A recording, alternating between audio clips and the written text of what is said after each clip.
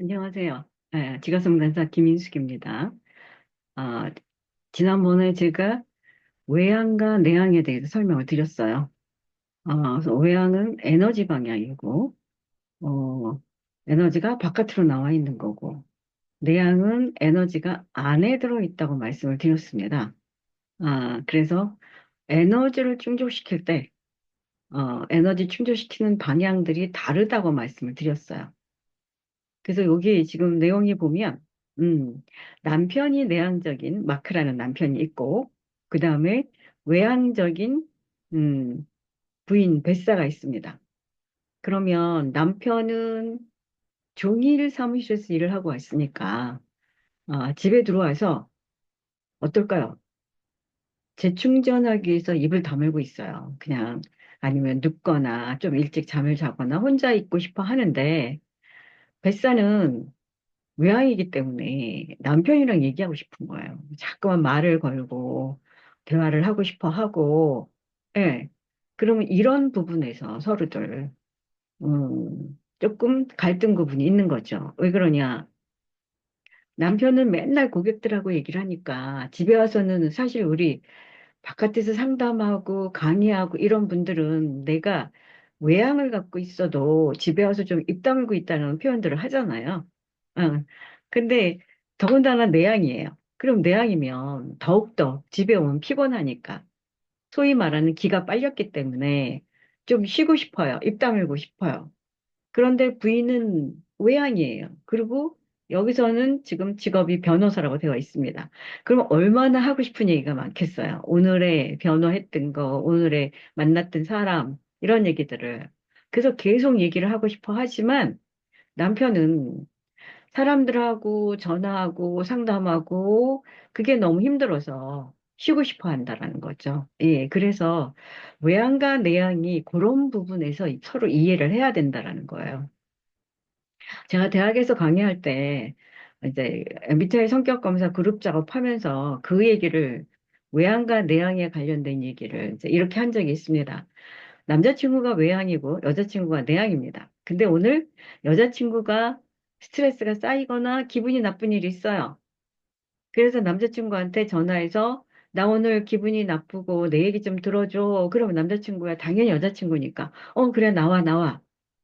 그래서 여자친구가 나오면 일단은 어떻게 할까요? 오늘 무슨 일이 있는데 얘기 좀 해봐. 그리고 이제 여자친구가 얘기를 하려고 그러면 여자친구 얘기를 들으면서 어느 틈에 자기가 다 끌고 가고 자기가 다 얘기를 해버립니다.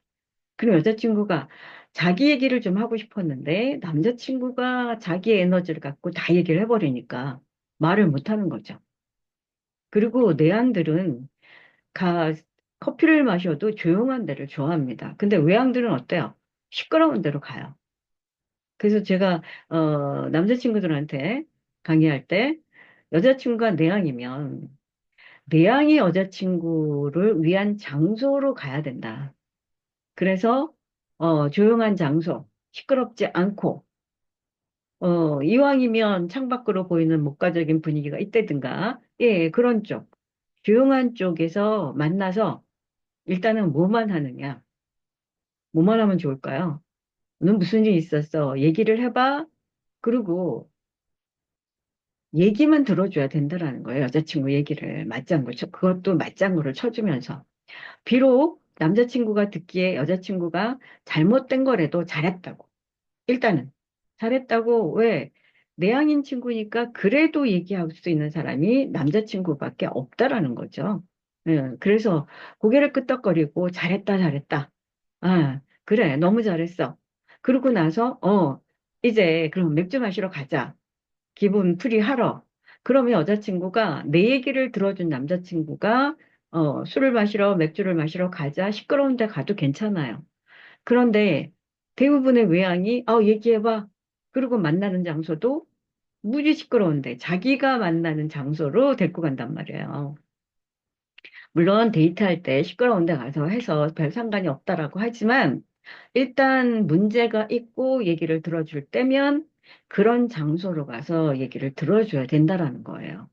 그래서 여자친구의 그거를 풀어주고 나면 속으로 얼마나 그러겠어요. 역시 내 남자친구야.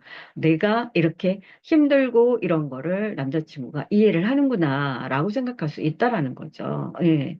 그래서 외향과 내향이 예, 에너지 방향이 어느 쪽으로 나가는가에 따라서 상대편이 친구를 풀어줄 때, 여자친구를 풀어줄 때 제대로 풀어줘야 된다는 거예요. 제가 상담했던 케이스 중에 내향인 여자친구가 회사에서 상사로서 인해서 이제 공황장애가 생겨서 한 2개월 병원에 입원을 했었어요.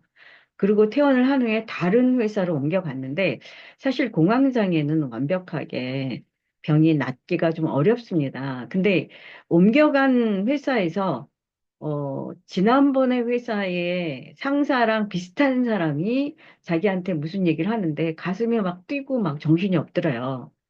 그래서 남자친구한테 전화를 해서 내가 오늘 무슨 일이 있었는데 얘기 좀 들어줘 라고 해서 만났는데 자기가 공황장애에 있다라는 거는 그 남자친구밖에 모른대요. 집이 식구랑. 그러니까 이제 얘기할 수 있는 게 남자친구잖아요. 그래서 나갔더니 무슨 얘기인데 얘기해봐. 그래놓고 자기가 하고 싶은 얘기를 다 떠들더래요.